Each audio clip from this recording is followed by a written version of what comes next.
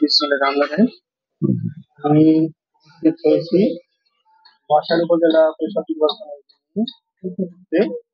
Vice chairman নির্বাচিত হয়েছিলেন আশাফাকির বুকে সপ্তম নির্বাচনের মাধ্যমে।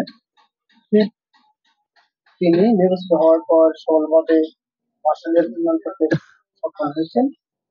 এবার বাসাইল উপজেলা নির্বাচনে 2024 তিনি আবার অর্থাৎ উপজেলা চেয়ারম্যান প্রার্থী হয়েছেন।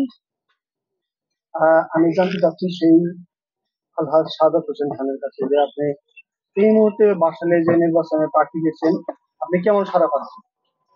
আউযুবিল্লাহি মিনাশ শাইতানির রাজিম, বিসমিল্লাহির রহমানির রহিম।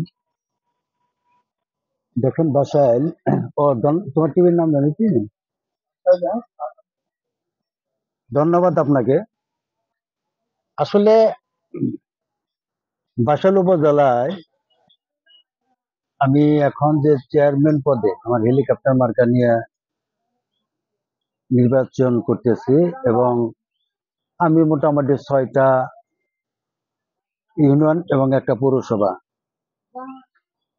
আমি সর্বক্ষণ ঘোরাঘুরি করতেছি এবং জনগণের মাঝে যাইতেছি। আমি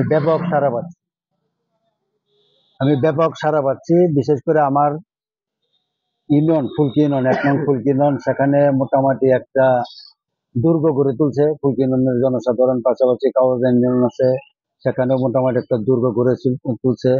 আর বিশেষ করে এটা আমার কথা না, এটা জনগণের কথা। জনগণের কথা হলো যে আমরা একজন স্বচ্ছ ভালো মানুষ পেয়েছি। ইতিপূর্বে মানুষ আমাকে ভোট দিয়েছিল ভাইস চেয়ারম্যান হিসাবে। আমি মানুষের আকাঙ্ক্ষিত সব কাজ করতে পারি নাই, তবে আমার আচার ব্যবহার সকল কিছু মিলে মানুষ আমার উপর খুব খুশি। সেই সুবাদে সারা উপজেলায় একজন ভালো মানুষ হিসাবে যে মানে এখন বর্তমানে যে একটা কথা আছে, সকলের মুখে শুনবেন, আমাকে যে ভোট দিবে সেও বলতেছে যে না, সাদ হোসেন খান একজন ভালো মানুষ। যে আমাকে ভোট দিতে পারবে না সেও বলতেছে না, তাকে ভোট দেওয়াটা উচিত, সাদ হোসেন খান একজন ভালো মানুষ। তাই আমি আশা করি যে বাসাইল উপজেলায় আমার ভালো একটা রেজাল্ট আসবে বলে আমি আশা করি। ধন্যবাদ। যেটা বলতে চাচ্ছি, বিগত নির্বাচন আমরা উল্লেখ করতে পারছি যে সম্প্রতি নির্বাচন হচ্ছে, স্বচ্ছবাদ নির্বাচন হচ্ছে। তো বাসাইলের জন্য আপনি কেমনটা কি আশা করছেন? হ্যাঁ, অবশ্যই। দেখেন, বর্তমান সরকার জননেত্রী শেখ হাসিনার সরকার, সে তার কথা হইলো যে অবাধ, সুস্থ এবং নিরপেক্ষ একটা নির্বাচন মানুষকে উপহার দেওয়া। কারণ ইতিমধ্যে সরিটুসে ওই মানুষ কিছুটা হলে নির্বাচন মানে ভোট কেন্দ্রে যাইতে তো অনাগ্রহী হয়ে গিয়েছিল। তো বর্তমানে বিভিন্ন উপজেলায় যে নির্বাচন হচ্ছে, সেই নির্বাচনে মানুষ দেখতেছে অবাধ, সুষ্ঠু এবং নিরপেক্ষ নির্বাচন হচ্ছে এবং উৎসবমুখর পরিবেশে যে নির্বাচন হচ্ছে, যার ফলে মানুষ এখন ভোট দেওয়ার জন্য যথেষ্ট আগ্রহী হয়েছে। আমি আশা করি বাসাইল উপজেলায় চতুর্থ ধাপের নির্বাচন, 3টা ধাপ মানুষ পরিলক্ষিত করতেছে, যেখানে ভোট দেওয়া যায় এবং অবাধ, সুষ্ঠু এবং নিরপেক্ষ নির্বাচন হচ্ছে।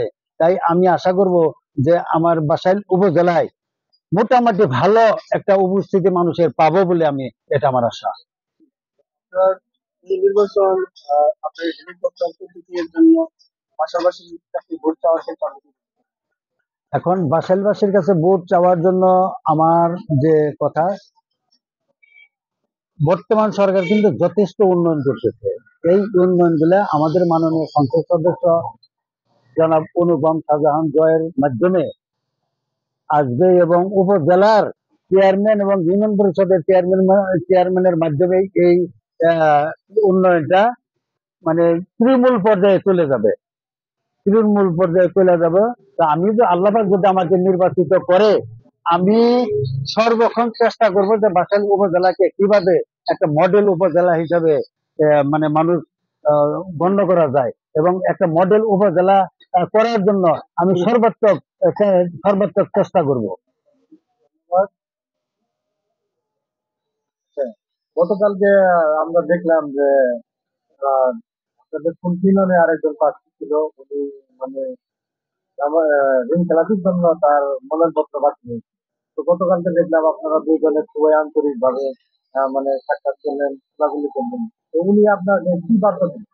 এখন বার্তার মধ্যে উনি খুব সুন্দর একটা বার্তা দিয়েছে।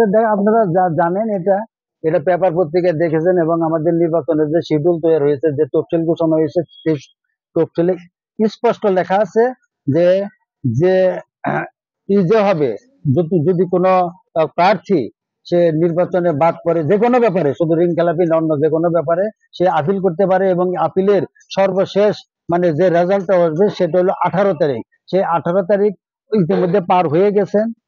তাই উনি আমাকে গতকাল করাতে পারাতে ওনার সাথে আমার দেখা, সে আমার ইউনিয়নের সন্তান, এবং আমি মনে করি যে সেও একজন সুযোগ্য সন্তান, আমার ইউনিয়নের সন্তান। আমি আমার ছোট ভাই সালাউদ্দিন লাবলু, সে আমাকে জড়িয়ে ধরে সে একটা কথা বলছে যে আমি যদি বাদ তো পড়েই গেছি, আমি বাদ পড়লে আপনিও আমার ইউনিয়নের সন্তান, আপনি আমার ইউনিয়নে আছেন, ইনশাল্লাহ আপনার হয়ে আমি কাজ করব, এই বার্তাই সে আমাকে দিয়েছে।